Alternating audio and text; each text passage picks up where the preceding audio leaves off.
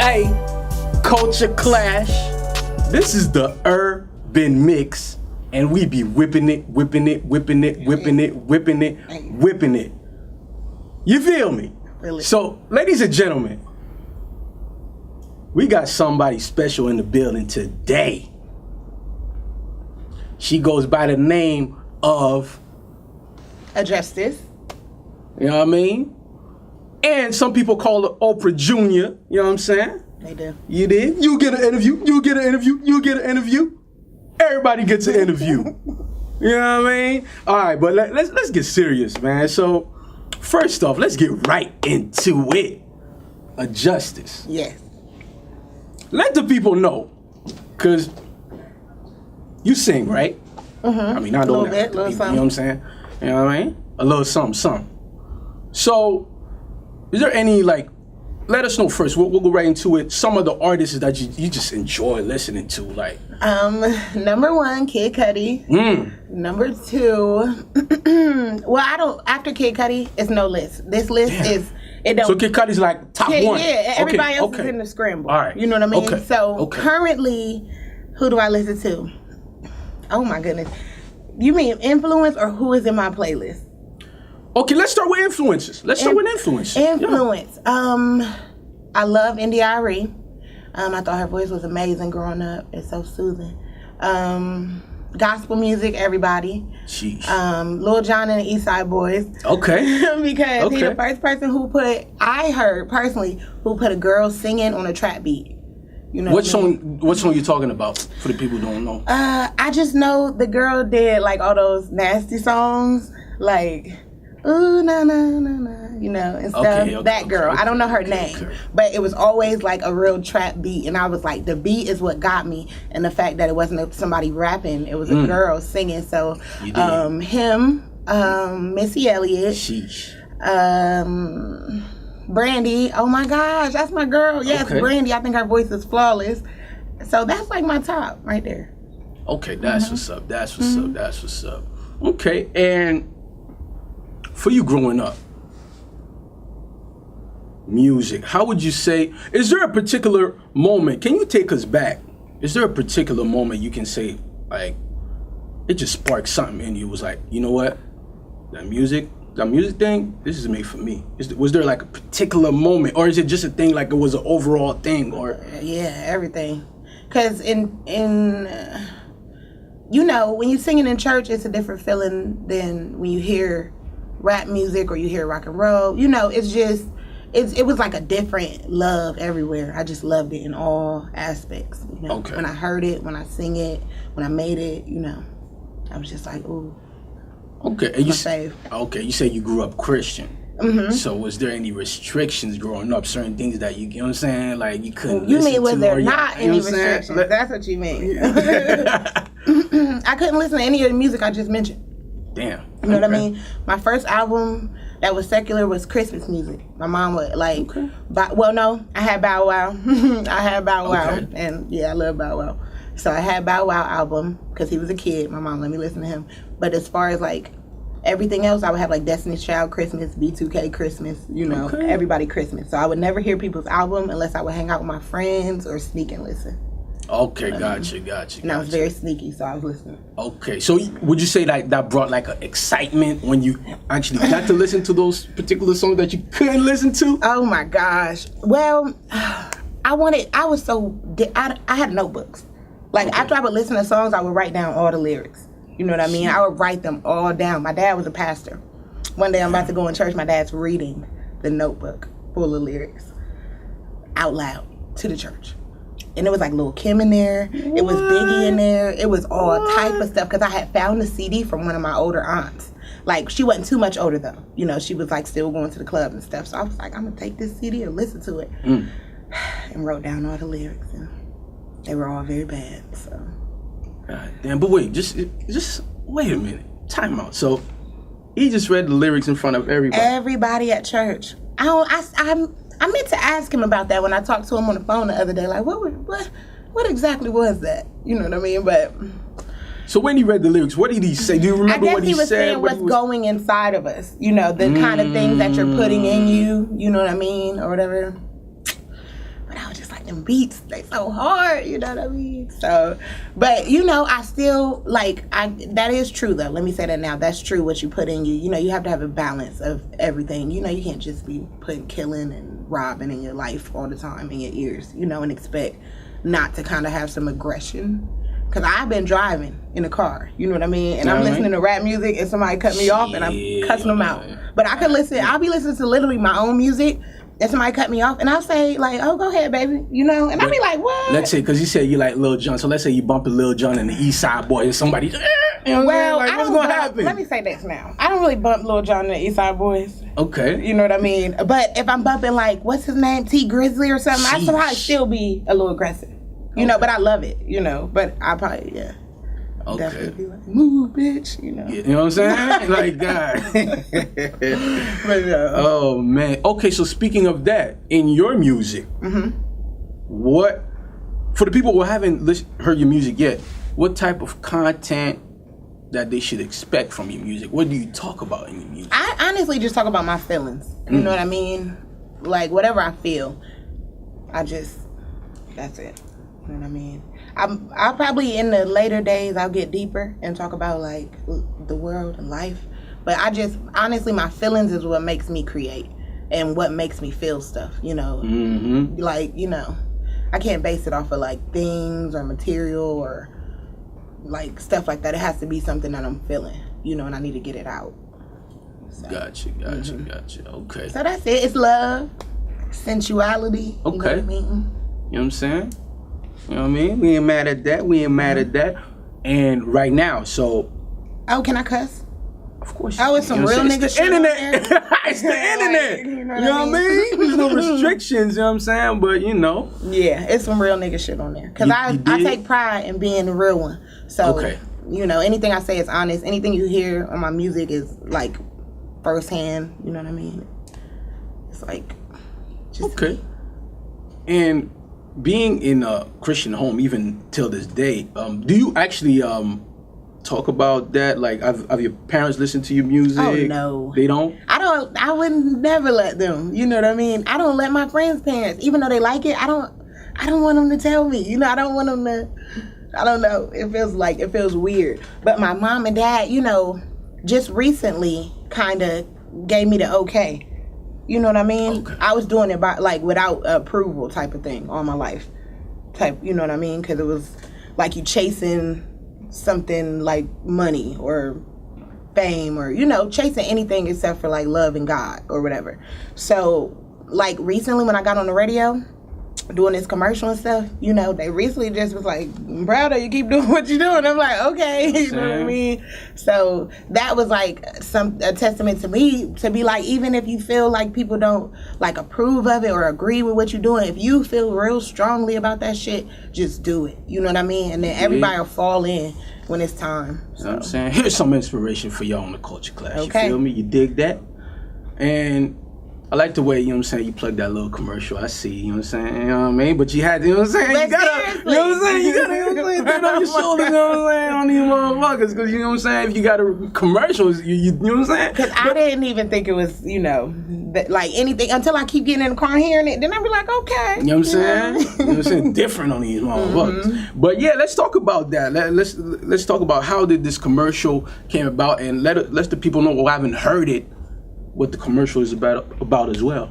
Okay, well, it's actually a car insurance commercial, and that's why I was like iffy as can be, because I've never did a jingle. You know what I mean? But in Atlanta, jingles are songs. They're not even like jingles. They're jingles, but you know they like it with a trap beat. They like it with rap words and stuff. So one of my best friends, Tracy, was like, "Girl, you could do that." And then I like when people tell me something I could do, even if I didn't even think about it, I believe it. You know what I'm saying? If you are so sure that I could do something, I'm like, oh yeah, I could do that. You know what I mean? So then I made a beat, and then, you know, she hit up the guy, the lawyer. His name is Bethune. You say that? And, you know, he only was going to put it on one station, 94.5 Streets. And then he called us the next day and said he's putting it on the gospel station and the old school station. You know what I'm saying? So, you know, it was a blessing. We everywhere with it. Okay. You dig? You know what I'm saying? but that's what's up. So you said you made the beat for it too? Okay, so you really... like you're all around artist. Yes, but I am not a producer. You know, like right now, I'm working on it, but producers are producers and they are amazing. But me, I just be so ready to write a song. I got to figure out how to do everything. You know what I mean? Because I want to work, and you can't wait on people if you want to work. You got to figure that shit out. You know? You dig that? So that's what's up. So what are the instruments that you play? Just the keyboard. And then I changed the sound to a trumpet, you know what I mean, or something. I mean nowadays or the piano, you know. Yeah, nowadays a lot of people, that's what they do. They be on the keyboard, and then on the software they just, I have a guitar. But you don't play it? My nails are too long, and you can show off to the people, man, what you thought about with the nails, man. Look at this, man. They're pretty long. Like, you know what I mean? They need you know what I'm saying? You pay to them, you got to show them off. But, you know what I'm saying? I see on the t-shirt, Crush Candy. Mm-hmm. You know what I mean?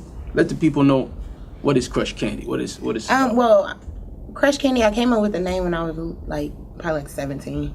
I just like music, and there was 2 other girls with me that like music too, and I was like, we can be a group. We can be Crush Candy. You know what I mean? So I thought it was gonna be like a singing group.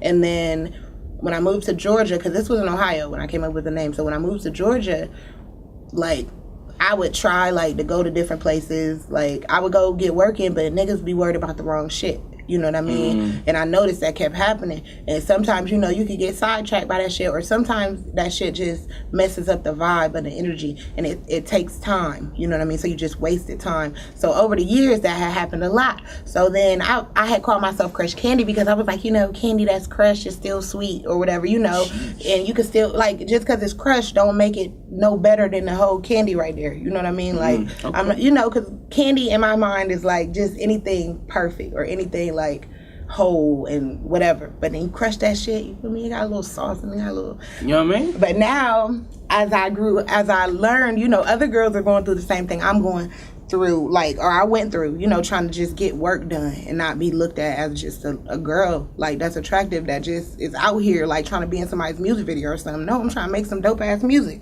So now it's keep reaching until success happens. Sheesh. Dream, create, and never doubt yourself. Damn. Mm-hmm. You dig that? But that brings me to my next question.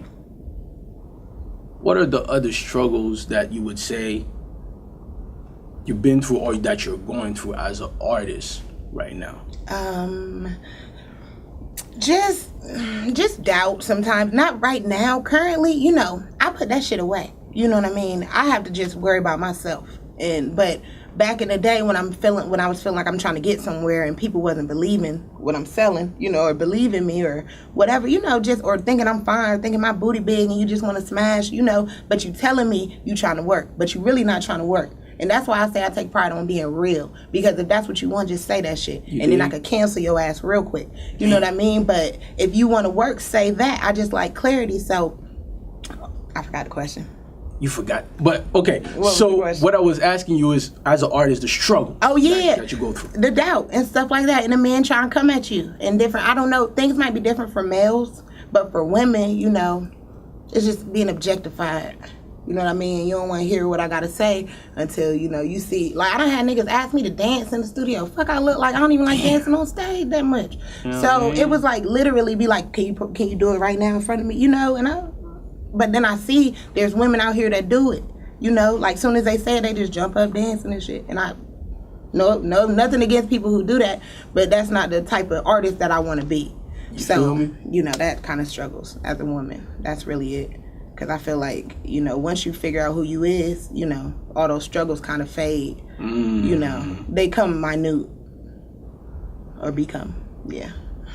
Okay. And would you say, do you have any other aspirations? Because obviously you love the music. Oh, one more thing. And people that be chasing clout. That is another struggle. Let's talk about it then. That's another struggle out here. People will look over you and your talent because somebody got more followers or somebody got more friends out here or somebody got somebody bigger that believe in them, even though their music might not sound up to par or whatever. It's just, that's a struggle. That's a struggle. Clout people. Fucking clout clowns. You dig? But yeah, we actually spoke about this, but I feel like at the end of the day, it's like you still, whatever you do, you need attention. Mm-hmm. You need attention, but I get what you're saying. Unless you don't do nothing. Yeah, some people just chase attention for the sake of having attention, but as an artist, whatever you do as an entertainer, whatever, you need attention. You got a business, you need attention. You need people to look at what you're doing. So, but yeah, I definitely get what you're saying. And yeah, my other question I was asking you is do you have any other aspirations? I want to start a foundation called KC Cares.